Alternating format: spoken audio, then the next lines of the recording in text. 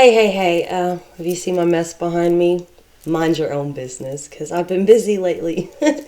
I'm on my lunch break, and I just thought I have to come and talk about, and I think I've talked about this before, but how we don't speak the same language. Even when you're speaking the same language, like the verbiage isn't there. No one's going to exactly know what you're saying. And I'm only coming with this because I've spent my whole morning with five 1.5 year olds. Well, one of them is 2.5, and she runs the show. And of course, I'm new in their classroom, being by myself, and they are all testing the limits and the boundaries. And it makes me realize that's just human behavior. You know, when something new comes in, you're like, oh, I want to try this out. We all want to test drive that car before we buy it, right? You wish you could test drive a vacation before you chose to go on it. It's just wishing and hoping. But like with them, they're really poking and trying to not do what they are okay normally doing. So every one of them has had a meltdown. They're starting to go back to behaviors that they practiced before they got used to their other teacher. And like I said, just reminds me of where we're at as humans. Because even when you get into a new relationship and someone's like, oh, I don't like that. And it doesn't even have to be a romantic relationship. You can have friends, family, coworkers, whatever, children. And you say, oh, don't do that. I don't like that. If you pay attention, the first thing they're going to do is what you don't like. For one, they want to know how you're going to react. And two, they want to know, how strong are you? Can I make you let your guard down? Can I get you to let me to stomp all over your boundaries? And you couldn't see my feet, but I was throwing a tantrum. I have been dealing with tantrums for the last hour and a half. But if people start doing that to you, the best thing you can do is push back. And I'm not talking like oh, you want to go? I'm not talking like that. I'm talking in the sense of, if you do that again, this is going to be the consequences. And with children, we can put them in a chair and say, you're in timeout, sit down and think about what you did. With adults, it's a lot different. That's where you got to say, you're no longer in my life, and you go over there and you think about what life will be like without me. And some people let their ego get the best of them, and they're like, I don't need you, and they'll let their life fall apart. Other people will kind of come to their senses and be like, well, life was a lot better when they were in my life.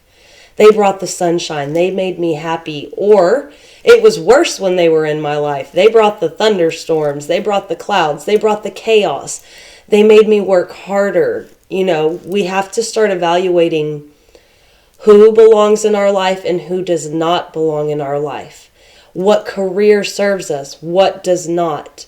What choices are healthy for us? What habits are good for us, you know? And it's hard because, yes, I'm asking everybody to self-reflect. And the hardest thing to do in this world is to reflect on yourself. It is to ask yourself, what are my desires? What are my goals? What are my aspirations? What do I want in my life? What can I have that I see longevity with? Or what can I recognize serves no purpose right off the bat? And when you can start seeing within yourself and answering these questions for yourself, you'll start saving yourself a lot of heartache, headache, chaos, exhaustion. Because, like I said, we're humans and we all want to test the boundaries. You know, how far can I go with this? It's almost like cutting down all of the trees and going, I mean, we can just put oxygen in a can and breathe that. That's not how it works.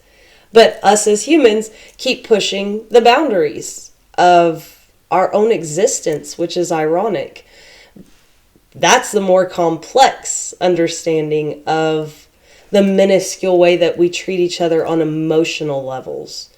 Because everything that you do to somebody has a reaction. You know, it comes back at you. And you're going to experience what you put out is what you attract back to you. I've watched that with these kids too, because a lot of times all I can be is like, karma got you real fast. If one of them hit one, next thing you know, the one that hit somebody fell on their butt and hurt themselves and said, owie. And as much as it's hard to comfort them, they still have to be comforted because they're children. In the adult world, not so much. Live and start learning. And if you're not living and learning, then you're putting yourself in a situation that eventually, if everyone has pushed you out of their life, that is spirit sitting you down going, okay, now you're going to think about it. Now you're going to start seeing the pain you've caused everybody else. And then you're going to see how you feel about it when you have to sit alone with that.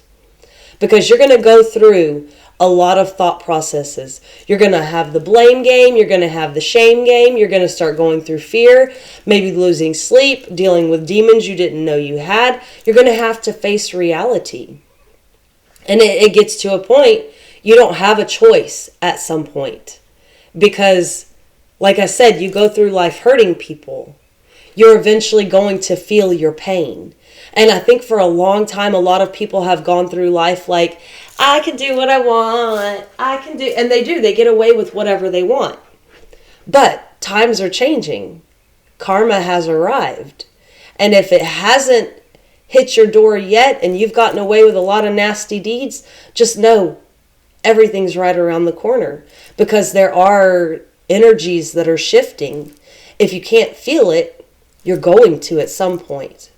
People that deserve blessings are going to start raining down. People that deserve lessons are going to start being sat down until everything begins to get back to a balance, because we've been in this back and forth, up and down, all around whirlpool called life, where at one point I even had to go, man, I don't see the point in being good anymore. Why am I good? Because I'm sitting here watching people that are hurting everyone else get away with so much. And for the longest time, I was like, I just want to be bad. I just want to give in to that dark side. But my awesome spirit team has said my entire life, fuck you, bitch, you better than that. You keep shining that light. You keep doing the good work. You keep showing others how to walk the walk and talk the talk. You didn't get the mouth for a reason. You didn't get the brain for a reason. You didn't get the courage for no reason. Everything comes with a purpose. And there's a lot of people that think they're getting away with things. And I know you know people that you look at them and you're like, man, why do good things happen to them? Because honestly, they don't do anything that's beneficial for their life, their kids, their family, the world. And when it comes down to it, when you're doing things, you don't do it with the idea to get something back. You do it with the intention of a loving, open heart to spread that light, love, and happiness to everyone else. And I've tried to teach these messages to my kids. I try to teach it to anyone I come in contact with. And the best way to teach it is by how you allow others to treat you. Because if you're going to treat me like trash, go ahead and leave. If you're going to disrespect me, go ahead and leave. If you're going to talk about me behind my back, you know what? You stay, I'll leave. Because you've already infected anybody that I don't even know. Because what we say about people has the ability to create biased opinions in other people. And we all have to learn to start speaking from a more loving and caring position in life. Because I understand everybody's hurt. There's a lot of jealousy. There's a lot of greed, anger, hate. There's so much negativity in this world that it's easy to feed into it. And actually the last job that I just said, you know what? I quit. I'm not doing this. I found my character, my quality of how I was changing because of the person I spent every day with. I haven't always been one of those people that just talks and yips and spreads gossip. I've kept to myself. And that's one thing a lot of people will say is you don't judge. I don't need to. Just like I don't need to spread your secrets. All that does is when you find out, you lose trust in me, and then I feel bad because I allowed myself to divulge information that wasn't my business to share. Because if someone's talking to you about personal matters, guess what? They're trusting you. They're opening up to you. And you hold those like a lockbox for them. So when it comes down to it, you have to watch the way that we're all treating one another. And it's easy to lash back when someone pisses you off. The hard part is going, let me think about this. I know the way you made me feel initially. I have two choices. I can lash back. I can bite you, slap you, hurt you, fight you. That's ego.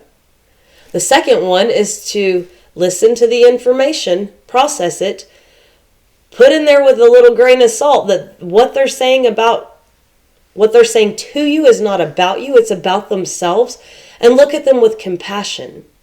Because I've even tried to teach my children this. It doesn't matter what someone's saying to you, about you especially. They don't know your brain, they don't know your heart, they don't know what's going on in your life. So for someone to come and say something hateful or hurtful to you, they're talking about themselves. Don't find yourself in a fit of rage. Don't find yourself wanting to throw a temper tantrum. Don't find yourself giving up on life because somebody hurt your feelings. Because in the world we live in, especially right now, it's so easy to hurt people's feelings. People have gotten so sensitive. I mean, I remember back in the 90s, we could joke, we could play, be like, hey bitch, what's up? And hey bitch, and it wasn't anything. These days, if someone comes home, oh, she called me a bitch. And it just seems to make people crumble. And a lot of it is people don't know how powerful they are. People don't know their worth. People don't know what they stand for, especially children. And as adults, it is our responsibility to teach them to be strong, to teach them to be brave, to teach them to respect one another. But as adults, if we're not practicing these lessons, how are we supposed to spread this? So instead of our children getting blessings, they're going to get lessons. And those lessons, when they come from Spirit, are way harder than you listening to a child that's upset because you corrected them just for a moment. So as guardians, us adults, we are guardians of the next generation. I'm asking you to start stepping up and doing your part, because I've worked in childcare for a while now. I have seen the quality of children that come in there, and you can tell right off the bat what parent allows nonsense, what parent does not. What parent allows their child to walk all over them and what parent does not. What parent educates their child and what parent doesn't give a shit. And it's heartbreaking to see how many children are just seeping through the cracks because parents are too lazy. Caregivers are too lazy to even invest in the product of the future. It's easy to go out and work a dead-end job and buy the newest phone or the latest car or buy a house you really can't afford. People look at you and go, oh, you're doing great. But if they started judging you on the quality of your children, oh, lordy-ca-lordy, you would have a lot of people holding their heads down going, I'm a failure. I didn't even try. And I get it, it's fucking hard. I've raised 2 children basically on my own, dealing with my own toxic environment, someone abusing me and having to protect them and shelter them. And the hardest part was getting up with tears in my eyes, hiding that behind a smile, never letting them know I was almost broken. Because as a guardian, that is your responsibility. It is not your responsibility to share your tears. It is your responsibility to spread cheer. These babies need us. There's a lot of adults that need us. But then I go back, I will digress, to if you need somebody, you better treat them with respect, understanding. Accept that you have a blessing in your life, because that saying, do not bite the hand that feeds you, that falls under so many categories. Especially down to if someone's feeding your soul with love, happiness, good memories. Don't be somebody who's going behind their back when you get pissed off because you're mad at yourself and start running your mouth. Because all you're doing is shitting on something that is here to bring happiness and joy back to this world. And the thing about people that bring happiness and joy into this world, I think Robin Williams even said it. Some of the happiest people in your eyes that joke are some of the most sad people. Because us that share good cheer, love, and happiness, we do it with people that we don't choose if you deserve it or not.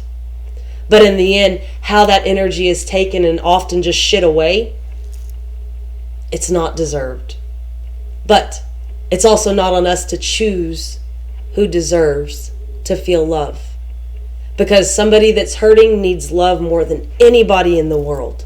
Because they're going through something. And I'm asking you to start looking with an open heart. Not to judge, but to help grow. To help heal. To help spread love and light. Because we need it. We've got birthday candles when we could have a fucking dome full of lights just beaming left and right. And then the job gets easier. The message is spread openly. So I'm going to leave it at that. Like I said, this just kind of came from dealing with children and understanding we don't speak the same language. And it's okay. But we can learn how to adapt to each other through the miscommunication. And the best way to adapt is through love. So, sending you lots of love, peace, and light, and talk to you later.